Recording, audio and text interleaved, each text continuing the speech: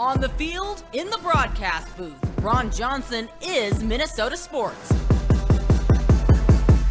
One-of-a-kind opinions, big-name guests, the teams you care about every day. It's the Ron Johnson Show, part of Locked On Sports Minnesota, and it starts now. Welcome to the Ron Johnson Show, and I'm your host, Ron Johnson. And, of course, I can't start without reminding everybody, I told you to put your money with the Timberwolves. Why? Celebrations. Everybody's all on this celebration. But Ben Utek, we had him on the show, and he explained Tony Dungy's thought about family Saturdays, having your family in the building, having your family around, because it's a team atmosphere, family atmosphere, and it makes everybody kind of, come together. You look at Peyton Manning. Utek spoke about Peyton Manning. Please go back and watch that. He spoke about Peyton Manning not really being into family Saturdays. And I was there. I was in Indianapolis with Peyton Manning as a coach for 2 years, 2 off seasons, some preseason games as well. And I saw how Peyton is. He didn't make that up. Peyton will speak his mind. Peyton runs that team. And then he had Peyton go on to Denver, and all of a sudden, Peyton's like, let's get family Saturdays into Denver. And what happens? Denver wins the Super Bowl. Not saying that's a direct correlation, but I'm not saying it's not. It helps. It helps with that team family atmosphere. And as we bring Sam Ekstrom in to the Ron Johnson Show, that's our producer, I just want to get Sam's thoughts on this Timberwolves team. When you look at coming off the play-in, celebrated too hard, everybody, not everybody, but a lot of people are picking the Grizzlies. I said it. I said this Grizzlies team is young. I said whoever's winning at halftime will win this game. Why? Because it's momentum and it's mentality. It's momentum and it's mentality. They had the momentum, and the Grizzlies did not have that mentality. Now, Ja Morant, he's a baller. We saw it. I love seeing T. Morant, his dad, and karl-Anthony Towns' dad on the sidelines. It reminds me of AAU games. It reminds me of, again, that family atmosphere. Yes, our sons are out there trying to kill each other on the court. But, man, this after the game, they're going to text, they're going to talk later. We're still boys. Like, they know this atmosphere. They know this. And this is, we're seeing 2 young stars in Ja Morant and Anthony Edwards, and karl-Anthony Towns as well. But Ja Morant and Anthony Edwards specifically, we're seeing 2 young stars that are going to kind of catapult the NBA into its next, venture, I guess you'd say, is LeBron at 37, Chris Paul at 37. It's almost time. I remember watching Michael Jordan retire. I remember watching Larry Bird retire. It's almost time. It's sad. I remember seeing Kobe, turn in the shoes. It's sad. Like it's a tough time when you're a sports fan and your stars leave the game. Magic Johnson, Shaquille O'Neal, Charles Barkley. But now it's these new young guns. And I'm not saying the NBA is in great hands because we really don't know who's going to take over. Is it Giannis? We know Steph Curry's going to carry the torch for a while. Kevin Durant's going to be around for a little while. James Harden. But these new young stars, what is their legacy going to be? Are they going to be able to sustain this star power? Can Anthony Edwards play at that clip every single night like a Michael Jordan, like a Kobe Bryant in the playoffs? Can Anthony Edwards do that? When I think about the 36 points of Anthony Edwards, and you look at Ja Morant's 32, here's the thing. They canceled each other out. Malik Beasley came out of nowhere to help that team. Now, karl-Anthony Towns definitely stepped up. He was the 2 guy. Dylan Brooks and Desmond Bane, they just could not keep pace with Beasley and karl-Anthony Towns. And I've said that star for star has to cancel each other out. And I think Ja and Anthony Edwards did. 32 and 36, that's pretty much a wash. So Ja did his job. He stayed with Anthony Edwards as long as he could. The refs helped him out with some free throws, had a ton of free throws. But the other guys, the role players, they just could not get it going the way Beasley did. They could not get it going the way Cat was balling. He doesn't have a number 2 like Anthony Edwards and karl-Anthony Towns, the 1-2 punch. And D'Angelo Russell didn't even have to get going. That's what makes this team even scarier. that D'Angelo Russell at any point can turn it on if he wants, but he's playing the true point guard role, giving it to the hot hand. I always say bet with betonline.com when I tell you, because I feel it. Like, I can feel it. I felt that energy. I knew they were going to take it to the first game. But, Sam, what do you think about the Timberwolves and this dominant 130 to 117 victory where everybody's saying this is going to be the Memphis Grizzlies easy? But now the Timberwolves are showing everybody, hey, this is our season. Yeah, I got to give you some credit, Ron, because I think you were all along skeptical of Memphis and their lack of experience. And you could say the same certainly about the Timberwolves, who really haven't been here either. But the Timberwolves looked like the more seasoned team on Saturday. They started faster. They ended faster. So the bookends of the game, they were by far the better team. They shot free throws much better. And that's always a mark in the playoffs. You know, who's going to make those clutch free throws? They obviously dominated at the three-point line. That was a huge difference in the game. And I think that's something that's sustainable because the Wolves are always going to shoot a lot of threes and make a lot of threes. And the Grizzlies are not as much that outside team. And you nailed it. Ja didn't get the help that Anthony Edwards got. I mean, the Wolves, of their arguably four best scorers, three of them were on fire. Beasley, Edwards, Cat. What a bounce back for Cat, by the way. And Russell's the only one who didn't really carry his weight, but 3 out of 4 isn't bad. And I felt like the Wolves just got to every loose ball, the 50-50 balls. They were hustling more. They were rebounding against a very good rebounding team. I thought the Wolves were the better rebounding team. So they played excellently. Now, are the Wolves going to have moments in this series where they don't play that well? Probably. So how are they going to respond? How are they going to deal with that adversity? Because they didn't trail a whole lot in that game. They had a couple moments, though, Ron, where it seemed like the Grizzlies were coming. Tyus Jones and that second unit were kind of racking up some points. And then the Wolves would hit a big shot. They'd go on a little run of their own, and they never seemed panicked. So I loved their poise in that entire game from start to finish. They looked like they had been there before. Yeah, and when you look at the box score, and so you look at Anthony Edwards, like I said, 36. You look at karl-anthony Towns, 29. You got Pat Beverly giving an easy 10. You got D'Angelo Russell giving an easy 10. But Beasley, I mean, that's the one for me. That's the unsung hero when you think about the threes he hit, the 23 points. That's huge. I mean, that 23 is huge. And the reason for it is every time the Grizzlies fans felt like they were back in it. Because I was listening. So I was at Lifetime Fitness. So I was listening, watching it on there while I was working out. And then as I'm in the car, I'm listening to, and I like to listen to it because I get an unbiased, or not unbiased, I get more of a biased opinion. But I was listening to the Grizzlies radio network for a little bit just to see where they were at mentally. Like, were they giving the Timberwolves credit? Were they blaming the Grizzlies for not being good? Because I felt like when the Jordan and the Bulls, whenever they would lose, it was always Jordan's fault. It was never the other team was better. It was Jordan didn't have a great night, or his team couldn't help him out. Jordan would score 40, the rest of the team would score 5. And if Jordan lost, he's got to find some team. Scotty's got to help him. Horace Grant's got to help him. You know, it was always never the other team was better. It was Jordan didn't do what he was supposed to do. And so listen to the broadcast. It was I don't even understand it. It was like they were completely awestruck and depressed, like the lack of energy in their calls, because every time it got close, like within 2 to 3, somebody on the Timberwolves would hit a big shot. And every time that happened, you could just hear them say, oh, they left them open. Yep, and it's in. That's 3. Ring it up. Yep, the Grizzlies just can't find a way to close this out. And so it was almost as if like Beasley's not good or Anthony Edwards is not great. They were blaming it on the Grizzlies defense, which, yeah, they over-rotated a lot. karl-anthony Towns, getting that dunk.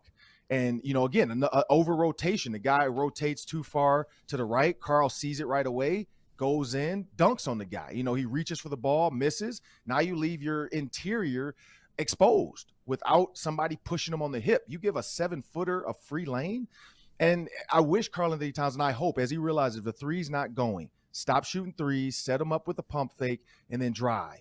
Go make the refs make the call. Make it tough on them. Same with Anthony Edwards. Don't be afraid to take it. I felt like sometimes he bailed himself out and just took open threes for no reason when he could have just 4 or 5 dribbles, take an easy jump shot, or go dunk on somebody. That's going to be the thing down the stretch. Now you have that game 1. don't get too confident and think, okay, we got game 2, because Tuesday, the Grizzlies are thinking the same thing. If we go down 2-0 in this series, we probably don't have a chance to really win, because now we got to go to Minneapolis and we got to play with their crowd, who's going to be absolutely nuts and crazy and loud and cheering these guys on. Because if they win in 4 at home, you thought the play-in celebration was big? Oh my goodness. They win in 4. It's going to be absolute bonkers. Put the police out on the streets, make sure nobody riots. I don't think it's gonna be a crazy riot, but I think there will be some people out there celebrating in the streets, excited. Now, again, you got to go play the Warriors, but again, celebration momentum. I'm not gonna overlook it. I think it's what got them in this first game, and hopefully they have enough energy to sustain this and keep going. Well, up next, we got Gabe Henderson, and we're gonna talk basketball with Gabe, but in context of football. Stick around for that one.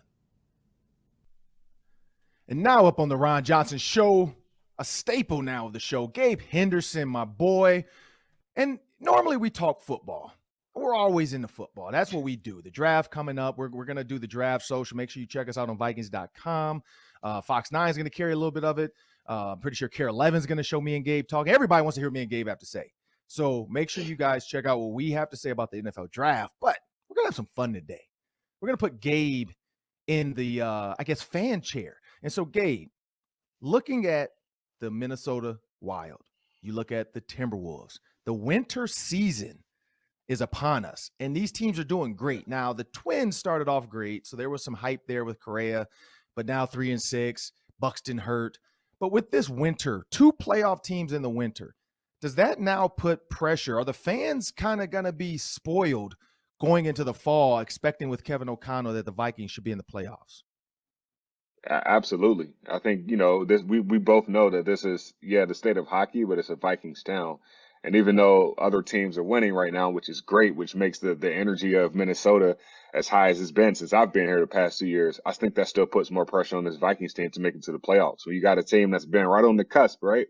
You've been in 8-9 or 7-9 the past 2 years, and then you one game away from making the playoffs. And now you bring in a coach that's got Super Bowl experience with the new regime, but still kind of the same players that has gotten you to the playoffs in years past. Yeah, like now it's your turn. Now it's your turn to win. Now it's the Timberwolves and the Wild are basically saying, Vikings, like your turn. Like we did what we're supposed to do.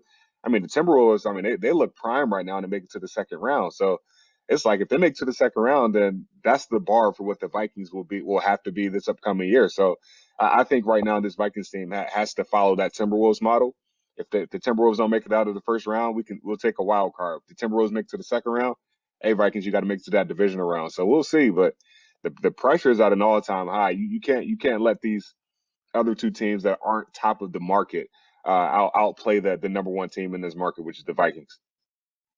And I think winning is contagious. You look at LA, that one cycle of the Dodgers, the Lakers, and the Kings all making it and winning Super Bowls, championships. And then, you end up getting the LA Rams to win a championship as well. So LA kind of, they had their cycle of greatness with the Lakers, the Rams, you got the Kings and the Dodgers. And I don't know if the Twins will ever get there, but the Wild and the Timberwolves are making that push, and now they need the Vikings to help them out.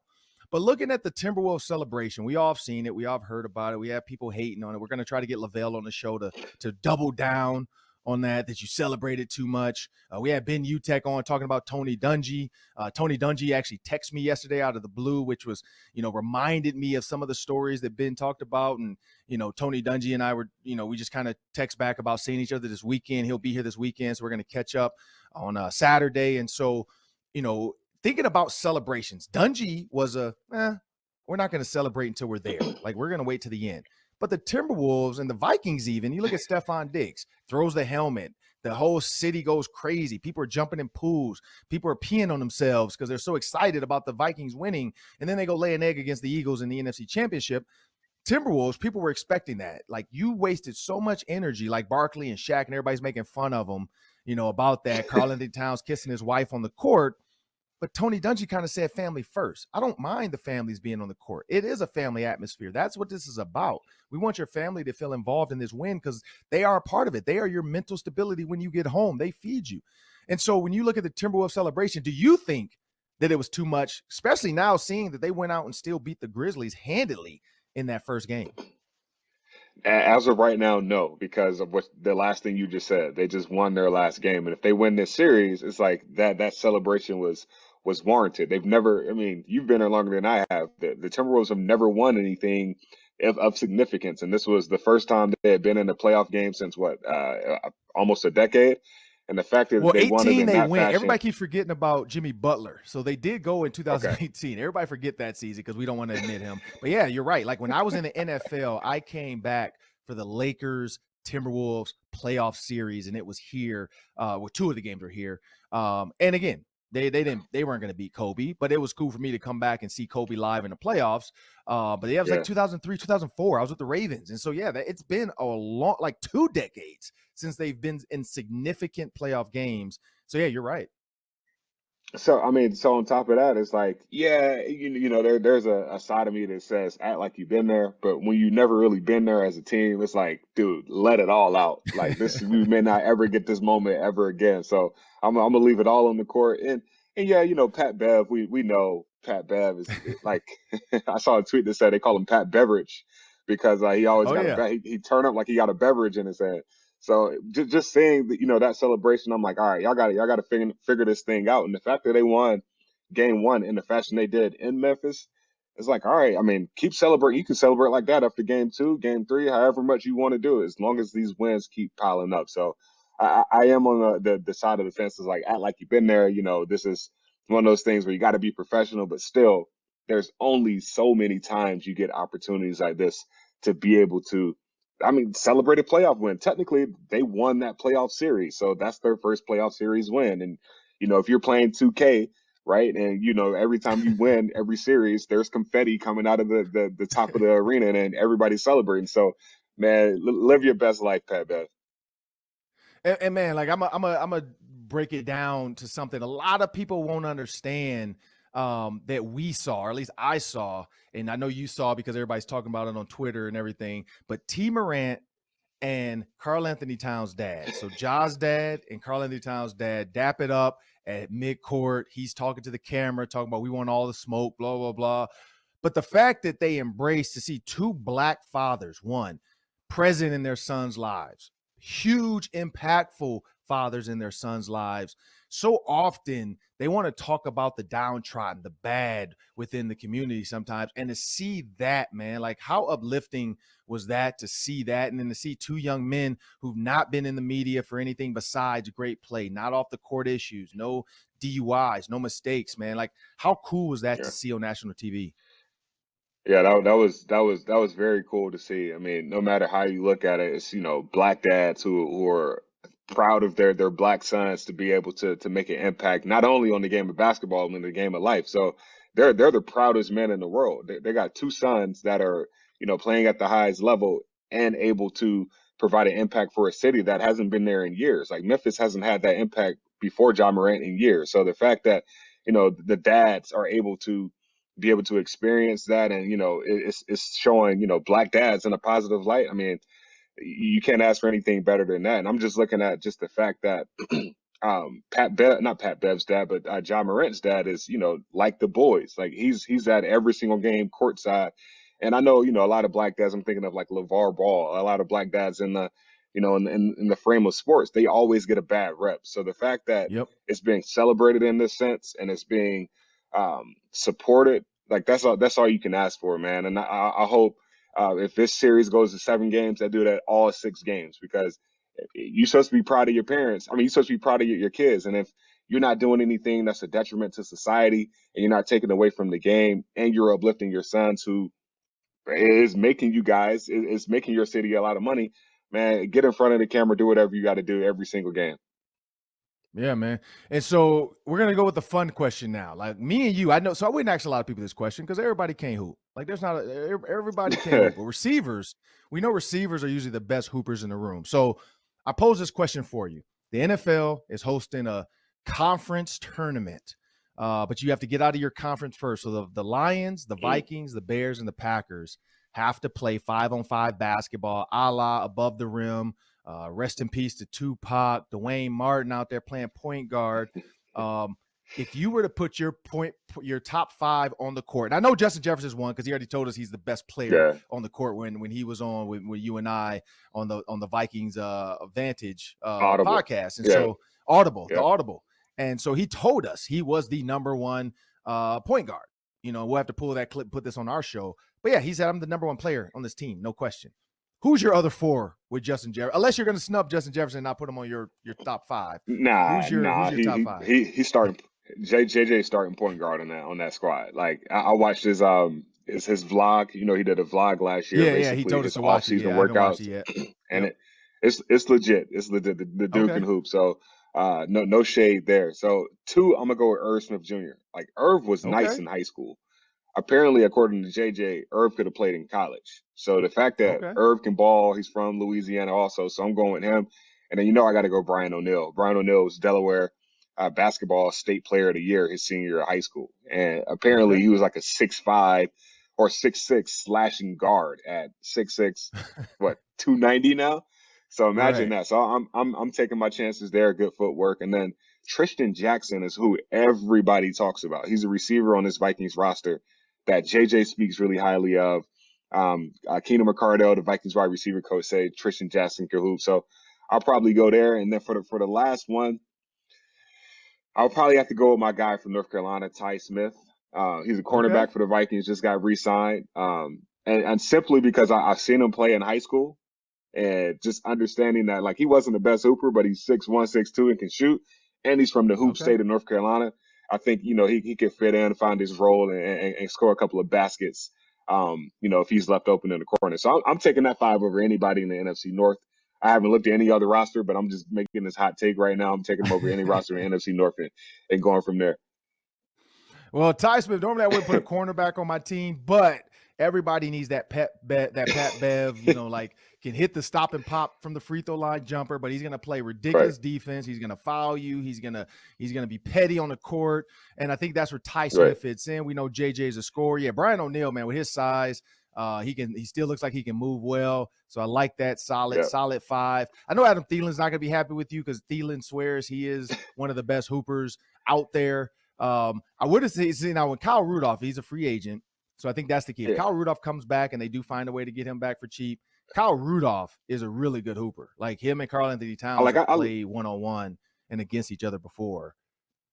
Like I love Adam Thielen, but nobody has ever said he's good outside of him. Like I was like on the borderline of saying like Adam Thielen is the guy, but like he talks about how good he is. I haven't heard anyone else say Adam Thielen is that guy. The only one.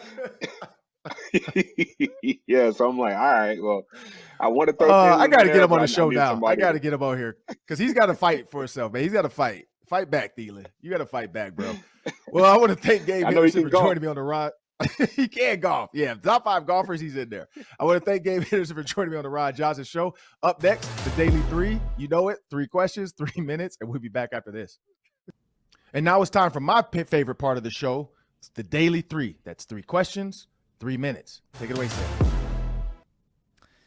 We're all talking about the Timberwolves, but there were other sports played over the weekend, including the Twins in Boston. They win 1 out of 3. Their record drops to 3-6, but I think perhaps even more important than that, Byron Buxton is hurt again. He slides into second base on Friday. Here's his knee pop, and he is out with right knee soreness. Everyone is panicking because they just signed him to this huge extension. And once again, another seemingly kind of innocuous little move, sliding into second base, and Byron Buxton is injured. Is this the start of another injury-plagued season for the Twins' best player? Unfortunately, I'm going to say yes. I just feel like it right now. I don't know if it's the negativity of what Minneapolis has done to me now over the last couple of years living here. But I do feel like it. The tough thing is he probably needs to sit out 2 to 3 weeks. Like to really, anytime you have knee soreness, if it pops, it swells up. And what that means is that's just the body protecting itself so you can't bend it, and it's protecting the injury. I think a lot of people always think swelling is 100% bad. It's not always bad. If it's just fluid and everything else is fine, they drain it. But if they look in there and that swelling is just general swelling, which is basically protecting that joint, protecting whatever you don't want to bend right now, whether it's a finger, whatever. It's the swelling actually is good for you to make sure you don't hurt it even more. If they rush it back and they do all the cold press and the wraps and the compression sleeve, I slept in one myself. It pushes all the swelling down to the calf and ankle. It doesn't help because it adds stress on other parts of your body. So now he might be not okay with the knee, but the knee soreness goes away. Well, now that swelling you've pushed into like an ankle. So now you have ankle tightness, and then you end up doing something weird to your ankle coming out of the box. There's so much, or in the outfield even, there's so much to this where this team is heavy on hitters. We know the Buxton Correa back-to-back, the bomber show, if you want to call it, they were high velocity. Well, now you take one of those guys, move one of those chess pieces off the board, you just don't have that same the feel, and so now people are already questioning, should we trade Correa and get value for all that money? They traded him, and this is like 9 games in. But that's what this town does. They go negative real quick. I hope not, but I do kind of feel like there's going to be some other things down the road for Buxton. Yeah, I mean, the Twins are struggling mightily on offense right now. That's supposed to be the strong suit. I'm looking at their averages. Correa, 133. Kepler, 167. Polanco, 200. Sano, 077. They don't have a 300 hitter right now, so you lose a piece like Buxton, who is probably going to be that 300 guy, and the offense just feels punchless. And they scored, 1 run in the last 2 games against the Red Sox? That's pretty tough sledding for the Twins. Not a great start to their season.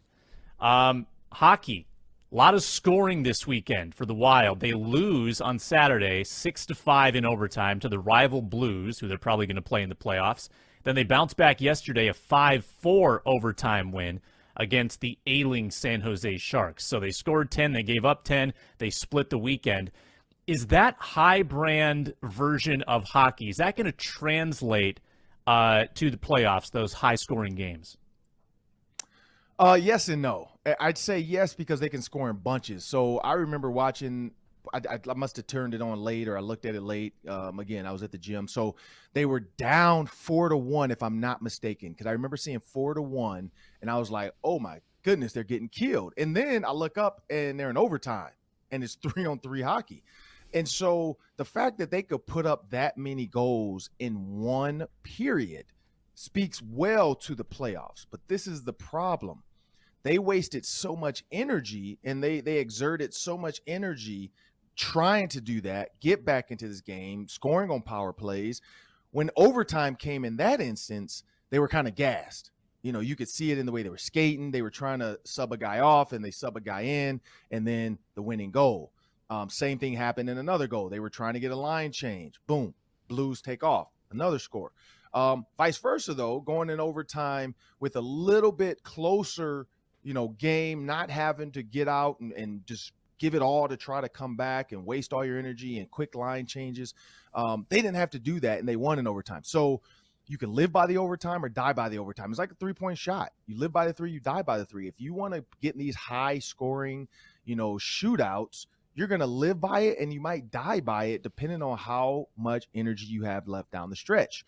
3-on-3, that's exhausting. How quick are you making your changes? How quick are your guys getting on and off the ice? Are teams taking advantage of that when they realize you're absolutely gassed? That can be detrimental.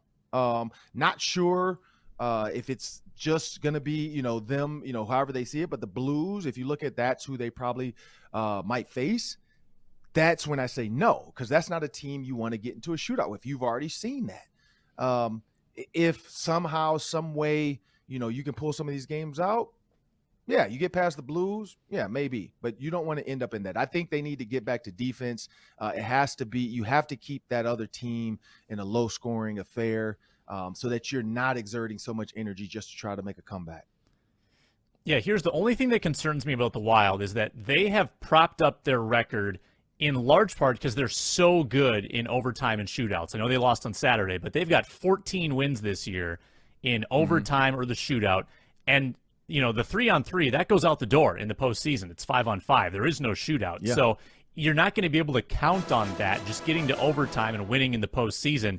You got to win those games in regulation once in a while. So that's my only concern. Yeah, true. Gophers question for you. An article caught my eye on ESPN.com. Daniel Fa'alele, the big Gophers tackle, was on the all-outlier prospect team. Why is he an outlier? Because he's massive, 384 pounds, projected as a day 2 draft pick. How do you think he's going to translate to the NFL, Ron? I think he'll be just fine. When you look at guys in the past of his size, Aaron Gibson out of Wisconsin, another big guy, had a decent career, probably got too big. The big difference, and I played against Aaron Gibson, in the Arena League. Like, he ended up going to the Arena League and playing. And so when you look at that size, the good thing about Fa'alele is he's solid. Like, he's 6'9" and solid. There's not a lot of fat on him. He's a big, strong, big boned kid, and that's just his DNA. It's his family makeup. The way he's built is not built like, it's not fat. When he first got to the Gophers, I think he was somewhere around 400 pounds. That might have been a little bit of fat. They've trimmed him down to 380. At one point, I think he was almost in the 70s. It's like 375. Still a humongous human being, but also very much in shape. Played running back in the spring game. We saw he can move and run with the ball. He threw a touchdown. I mean, this kid is not your average 6'9", 380-pounder. So that's what makes him an outlier. I think in the NFL, when you look at his arm length, his power, his ability to stab and stop a defensive end in his tracks, stab and stop a blitzing linebacker in his tracks, his footwork, his ability to move. I mean, watch him play running back, watch him play quarterback. You could see his footwork when he did it's not a wildcat. I don't know what you call that when you put him back there, but when you see him move, he's not a slow, sluggish kid. You even watch him at the Senior Bowl, his footwork and his ability to get off and sit down guys. Like, I mean, literally push him into the ground. Everybody was high on him. At one point, they had him going in, top first round, but like that bottom 30, 31, 32 pick for a team like the Ravens, who might be at the end, who might be one to add for the future. Of course, people were saying, if there's a way for Belichick to move pieces around the puzzle, he would take them because that offense, with Mac Jones is going to kind of become that, where they're going to sit back in the pocket a little bit more like Brady, protect them. And so, yeah, I see day 2. I think there's a lot of teams that can use a tackle. I honestly, truly believe if Christian Darrisaw wasn't here, because I think Fa'alele is not a true left tackle. I think he's going to start off at right tackle is what people are saying. Fa'alele, if we didn't have Brian O'Neill and Christian Darrisaw, I'd see Fa'alele coming to the Vikings. I mean, I think he's a fit. I think he does what they need. He moves well. You look at the running game for the Gophers. He's proven he's a road grader. So I see no problem with that. There are going to be some awesome articles written about him on whatever team he lands, because he's going to be just this object of fascination because he is massive. Oh, yeah. I mean, like Phil Lodeholt, one of the biggest people I've ever seen, Bryant McKinney. Those guys are 30, 40 pounds less than Daniel Fa'alele. It's insane size. Last one, bonus question, Ron. Did anything catch your eye in the NBA playoffs over the weekend? I know there weren't really a ton of upsets except for the Wolves. A lot of blowouts, but there was a buzzer beater yesterday too. So anything that caught your eye? I mean, I'm going to say that caught my eye, the 2-7. Everybody won that was supposed to win. Every high seed that was supposed to win won, which is every single one minus the Grizzlies. So that caught my eye right away. Also, people are going to say, oh, well, you look at the Jazz Mavericks. The Jazz are the 5 seed. Well, you don't have Luka Doncic. So that's a huge difference. When Luka's not playing, they're not good. And so that's why if he can't play, the Jazz are going to run away with this. You look at Donovan Mitchell. And the other thing that caught my eye was the youth movement, but the veteran presence. And so you look at the youth movement. I still put Donovan Mitchell in that youth movement, 32 points. Ann Edwards, 36. John Morant, 32. Tyrese Maxey, 38. Jordan Poole, 30. And Tatum, I'm still going to put him with the young guns, 31. But then you had the vets. You had Giannis with 27. Jimmy Butler with 21. But the other key in that Jimmy Butler 21 is Duncan Robinson. He's my top of the line, caught my eye. Duncan Robinson was 8 for 9 from 3. The kid was absolutely, I mean, he's a Michigan kid, so I knew him. I know him. I've seen him play in college. This kid let it fly. He got benched early, signed a $90 million deal for 5 years, and then got benched. He didn't let that get to him, though. He worked himself in the gym. He shot around. The Michigan faithful talked about how consistent he is when he really works, and he worked because it showed off in the playoffs. 27, 8 for 9 for 3. That's ridiculous. Kyrie Irving, 39 with the double middle fingers to the crowd. CJ McCollum, 25. And then the old dog, 37-year-old Chris Paul goes for 30. And so it was nice to see, like, it wasn't just about Devin Booker. You saw the old guys there. It wasn't just about Chris Middleton. You had Giannis in there. It wasn't just about Duncan Robinson. Duncan Robinson, definitely. But Jimmy Butler still went out and got 21. And then Kyrie, going through Ramadan, not eating, all the stuff he's dealing with, coming back to a hostile Celtics because they feel like he let them down and they brought him there after he gave up all this crap about LeBron and I got to be on my own. I got to put me first. And Kyrie doesn't really do much for them. He goes in there and almost scores 40 points on the Celtics. So that caught my eye. But again, it was just watching these young guys just thrive. And it was cool to see. And Edwards, he lived up to it. I think that was the huge one. Yeah, I'm already scouting that Warriors-Nuggets series. And, you mentioned the Michigan guy, Duncan Robinson. The other Michigan guy, Jordan Poole, scoring 30. If the Warriors are going to get 30 from Poole and have Steph and Clay and Draymond, that's going to be a tough team to beat in the second round when the Timberwolves complete the upset over the Grizzlies. Yeah, and that's what annoys me about Michigan. You had Jordan Poole, Duncan Robinson. You have all these guys that go on and do well, but they can never get over the hump in the tournament. Well, that'll do it for the Ron Johnson Show. I'm your host, Ron Johnson. Thank you for listening. Make sure you subscribe on YouTube, and you can also download and listen anywhere, wherever you get your podcasts. Have a great day.